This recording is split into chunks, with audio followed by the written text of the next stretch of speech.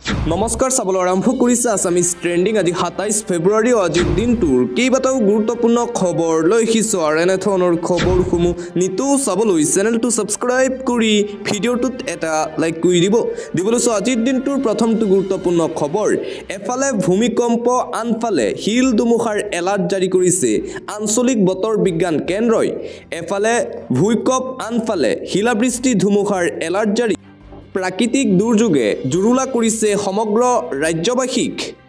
ভয়ংকৰ ভূমিকম্পৰ পিছত এইবাৰ হিল ধুমুহাৰ এলাৰ্ট জাৰি কৰা হৈছে ৰাজ্যৰ ক'ত হ'ব বজ্ৰমেঘে বৰষুণ এলাৰ্ট জাৰি বজ্ৰপাতৰ বাবেও জাৰি কৰিছে বিশেষ সতৰ্কবাণী আঞ্চলিক বতৰ বিজ্ঞান কেন্দ্ৰই অসমৰ বিভিন্ন জিলালৈ জাৰি কৰিছে এই এলাৰ্ট তিনিচুকীয়া ডিব্ৰুগড় শিৱসাগৰ যোৰহাট চৰাইদেউ মাজুলী লখিমপুৰ গোলাঘাট বিশ্বনাথ জিলাত এলাৰ্ট জাৰি লগতে নগাঁও কৰিমগঞ্জ হাইলাকান্দি কাছাৰ কাৰ্বি আংলং শোণিতপুৰ ডিমা হাছাওতো য়েল্লো এলাৰ্ট জাৰি কৰিছে আঞ্চলিক বতৰ বিজ্ঞান কেন্দ্ৰই উদালগুৰি তামুলপুৰ নলবাৰী বৰপেটা জিলাতো এলাৰ্ট জাৰি কৰিছে বতৰ বিজ্ঞান কেন্দ্ৰই কোকৰাঝাৰ বঙাইগাঁওতো ধুমুহাৰ এলাৰ্ট আকৌ ভূমিকম্পৰ এলাৰ্টটো জাৰি কৰা হৈছে আকৌ হ'ব পাৰে ভূমিকম্প 2025 বৰ্ষটো অসমৰ বাবে বেয়া বছৰ নেকি এফালে ধুমুহা বৰষুণ শিলাবৃষ্টি আনফালে ধাৰাবাহিকভাৱে ভূমিকম্পৰ জোকাৰণি জোৱানিশা ভৰ ভূমিকম্পে কঁপাই গৈছিল সমগ্ৰ ৰাজ্য পুনৰবাৰ ভূমিকম্পৰ আগজাননী জাৰি কৰা হৈছে 2025 বৰ্ষটো অসমৰ বাবে বেয়া বৰ্ষ নেকি প্ৰশ্ন উত্থাপন হৈছে ৰাজ্যৰ প্ৰকৃতিৰ ৰুষ্ট ৰূপ দেখিবলৈ পোৱা গৈছে ইটোৰ পিছত সিটো প্ৰাকৃতিক দুৰ্যোগ ধুমুহা বৰষুণ শিলাবৃষ্টিৰ পৰা ভূমিকম্পলৈকে প্ৰকৃতিয়ে লৈছে ভয়ংকৰ ৰূপ অসমত ধাৰাবাহিকভাৱে অনুভূত হৈছে ভূমিকম্পৰ জোকাৰণি এয়া অসমৰ বাবে অশনি সংকেত নেকি ইটোৰ পিছত সিটো ভয়ংকৰ ভূমিকম্প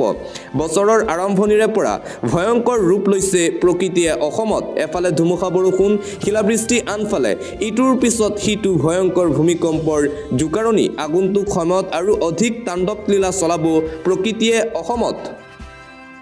আন এটা গুৰুত্বপূৰ্ণ খবৰ মেট্ৰিক পৰীক্ষাত পুনৰ বিসংগতি 40 মিনিট পলমকৈ অনুষ্ঠিত হ'ল আজিৰ মেট্ৰিকৰ সমাজ বিজ্ঞানৰ পৰীক্ষা মেট্ৰিক পৰীক্ষাত পুনৰ সংঘটিত হৈছে বিসংগতি আনকি আজিৰ যি মেট্ৰিক পৰীক্ষাৰ সমাজ বিজ্ঞানৰ প্ৰশ্নকাকত আছিল সেই প্ৰশ্নকাকতক লৈও ব্যাপক বিতৰ্ক এতিয়া দেখিবলৈ পোৱা গৈছে সমগ্ৰ ৰাজ্যজুৰি মেট্ৰিক পৰীক্ষাৰ সোশিয়েল সায়েন্স এক্সামৰ কুৱেশ্যন পেপাৰক লৈ এতিয়া তীব্ৰ প্ৰতিক্ৰিয়া এফালে ছাত্ৰ ছাত্ৰীসকলেও কৈছে এনে ধৰণৰ কুৱেশ্যন পেপাৰ তেওঁলোকে আন বছৰত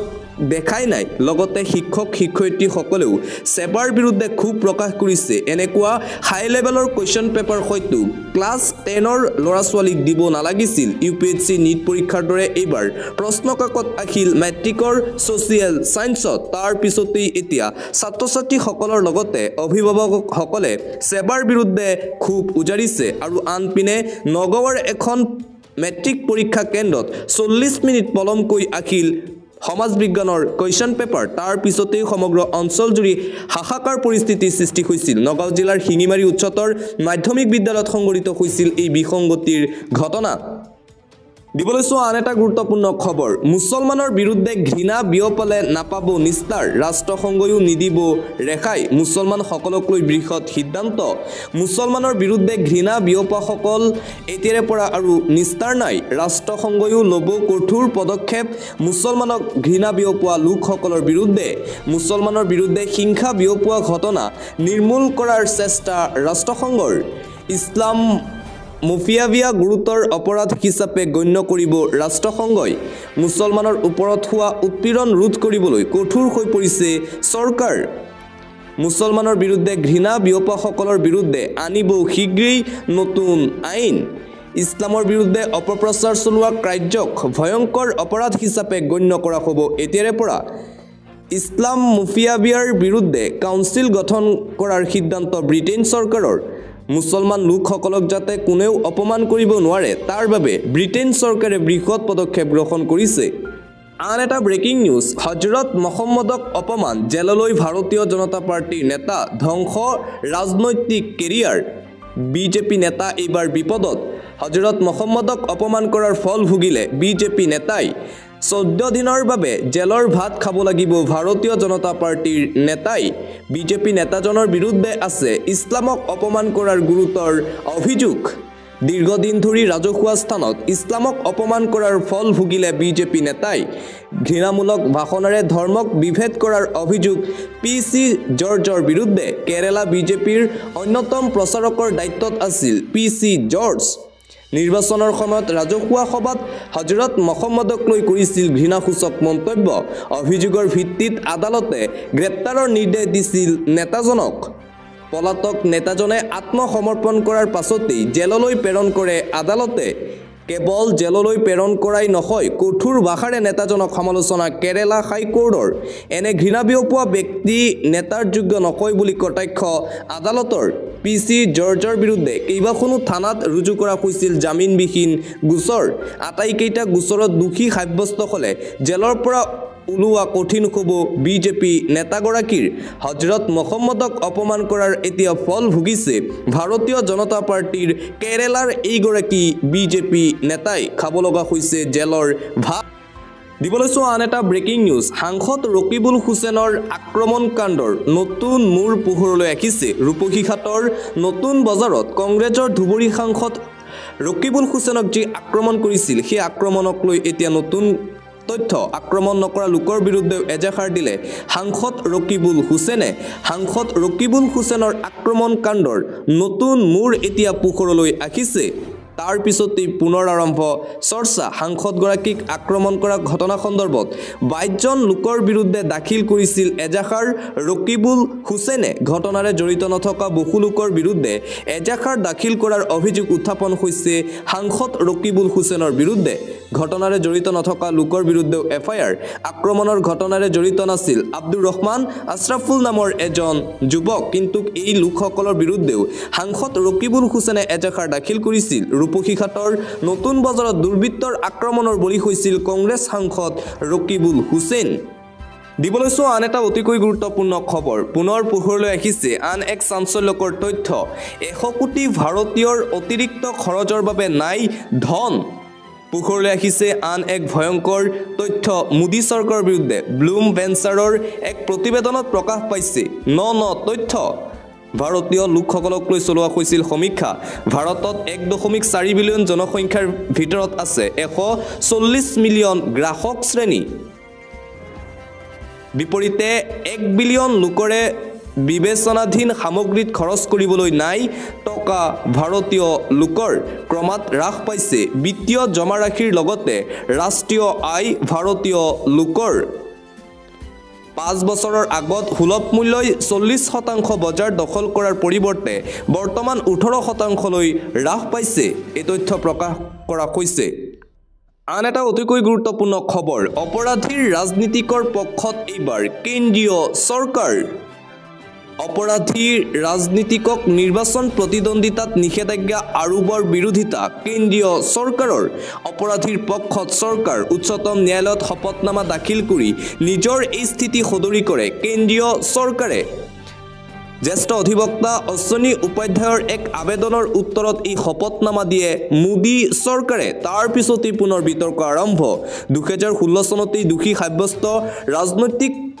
নিৰ্বাচনৰ পৰা আঁতৰি ৰাখিবলৈ আবেদন কৰা হৈছিল ন্যায়ালয়ে কৈছিল যিসকল দোষী সাব্যস্ত হয় সেইসকল লোকে যাতে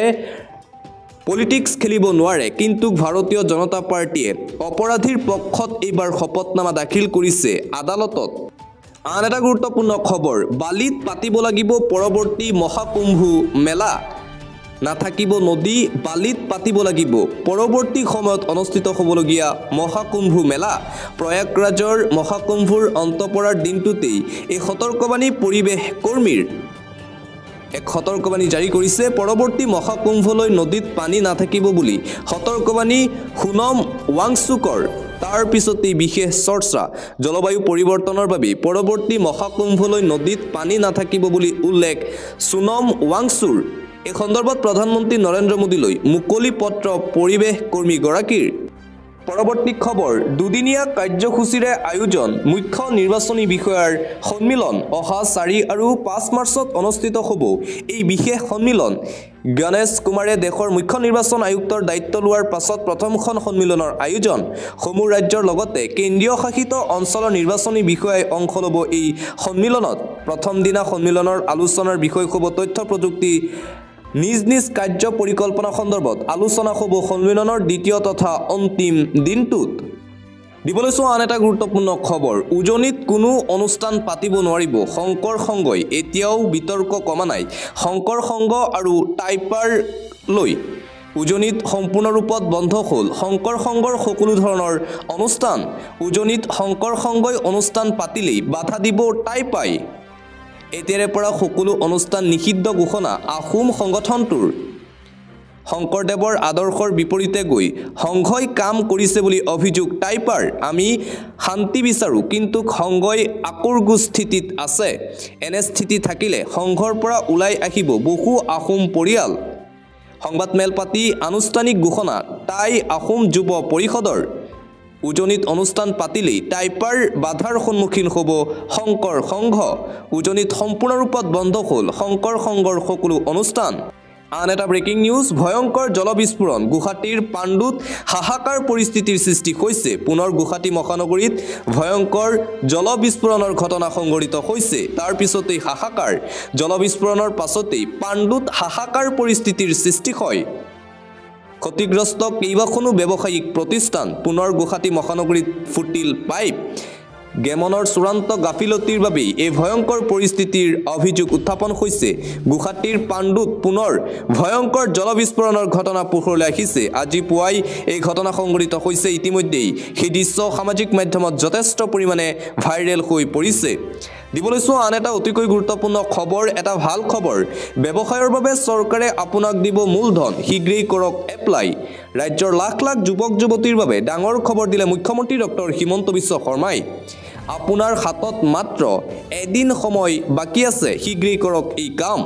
ব্যৱসায় বাণিজ্যৰ বাবে টকা দিব আপোনাক হিমন্ত বিশ্ব শৰ্মাৰ বিজেপি চৰকাৰে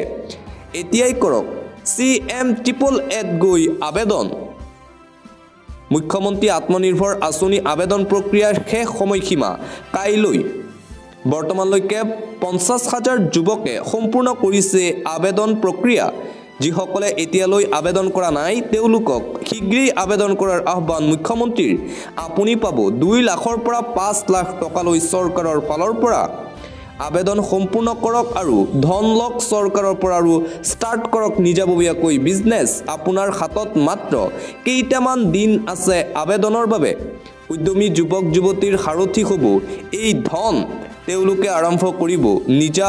ব্যৱসায় নিজাববীয়াকৈ বিজনেছ কৰিব পাৰিব দেশৰ যুৱক যুৱতীসকলে 2 পৰা 5 লাখ টকালৈ ৰাজ সাহায্যযুক্ত ধন পাব ব্যৱসায়ৰ বাবে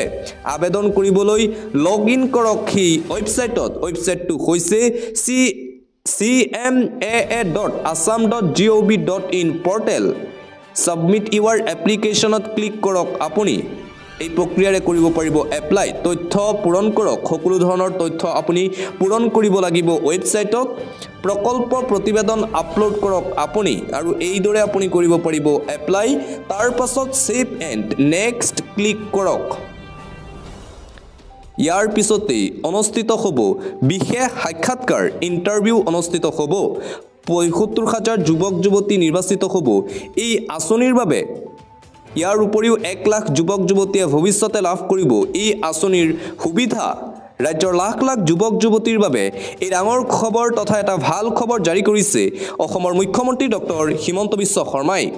পৰৱৰ্তী খবৰ মই অসমখনক সলনি কৰি দিম অসমক মহা শক্তিলৈ ৰূপান্তৰিত কৰিম মই মুখ্যমন্ত্ৰী ডক্টৰ হিমন্ত বিশ্ব শৰ্মাৰ উদাত্ত ভাষণ এডভান্টেজ আসাম 2.0 অনুষ্ঠান সামৰণি পৰাৰ পিছতেই মুখ্যমন্ত্ৰী হিমন্ত বিশ্ব শৰ্মাৰ এই বিশেষ মন্তব্য অসমক ভাৰতৰ শীৰ্ষ ৰাজ্যলৈ পৰিণত কৰাৰ মোৰ সপোন বুলি মন্তব্য মুখ্যমন্ত্ৰী ডক্টৰ হিমন্ত বিশ্ব শৰ্মাৰ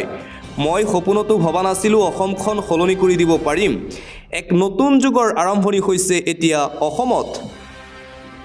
এডভান্টেজ আসাম 1ত কি হ'ল কি নহ'ল হেয়া CAA আন্দোলনতে লুকাই আছে এডভান্টেজ আসামত আমি হাতীমান গৈ সাপৰ মুখত পৰি তলত নামি আহিলোঁ অসমৰ ৰাইজে এইবাৰ ভাল পৰিৱেশ ৰাখক অসমত